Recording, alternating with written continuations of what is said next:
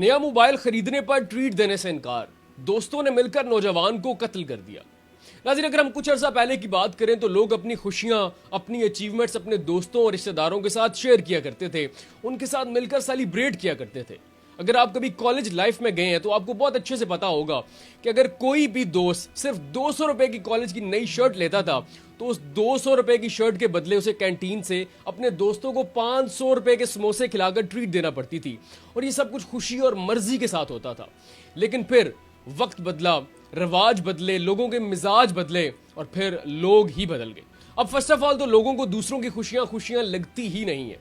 अगर उन्हें लगे कि दूसरे ने कुछ अचीव कर लिया तो वो उसमें कीड़े निकालना, उसमें नुक्स निकालना अपना फर्ज समझते हैं। तीसरी किस्म आती है हसद की। अगर कोई शख्स कुछ अचीव करता है, कुछ हासिल करता है, कुछ खरीद लेता है तो लोग हसद करना शुरू कर देते हैं। और हसद की एक किस्म हमने देखी भारतीय दारुल हुकूमत दिल्ली के एक शहर शकरपुर में, जहां पे 16 साल लड़का सचिन नया मोबाइल खरीदता है। और हसद की एक किस्म हमने देखी भारत में, जहां भारतीय दारुल हुकूमत दिल्ली का एक इलाका है शकरपुर, वहां पे एक 16 साल लड़का सचिन नया मोबाइल खरीदता है, खुशी खुशी ये बात अपने दोस्तों के साथ शेयर करता है, और दोस्त भी कहते हैं कि तुमने अब नया मोबाइल खरीदा है तो हमें ट्रीट दो।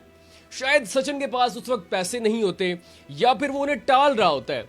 वो कहता है कि अभी मेरे पास पैसे नहीं है, बाद में ट्रीट ले लेना। लेकिन दोस्त इस बात पे नाराज हो जाते हैं, और इतना नाराज होते हैं कि अपने दोस्त पर चाकुओं से हमला कर देते हैं। अब ये 3 दोस्त मिलकर 16 साल लड़के सचिन को इतना तशद्दुद का निशाना बनाते हैं कि वो जख्मों की ताब ना लाते हुए दुनिया से ही रुखसत हो जाता है। कुछ देर गुजरती है तो गश्त पर मौजूद पुलिस एहलकार खून के धब्बे सड़क पर देखते हैं। जब वो खून के धब्बों का पीछा करते हुए उस जगह पर पहुंचते हैं तो वहां पे उन्हें एक नौजवान खून में लथपथ मिलता है। लेकिन जब तक पुलिस वाले उस तक पहुंचते हैं वो नौजवान दुनिया से रुखसत हो जाता है।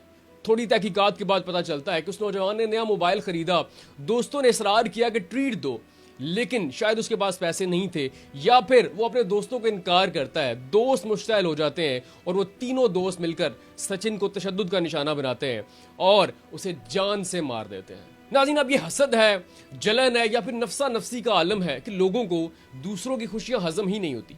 इसमें अब सोशल मीडिया का बहुत बड़ा किरदार है।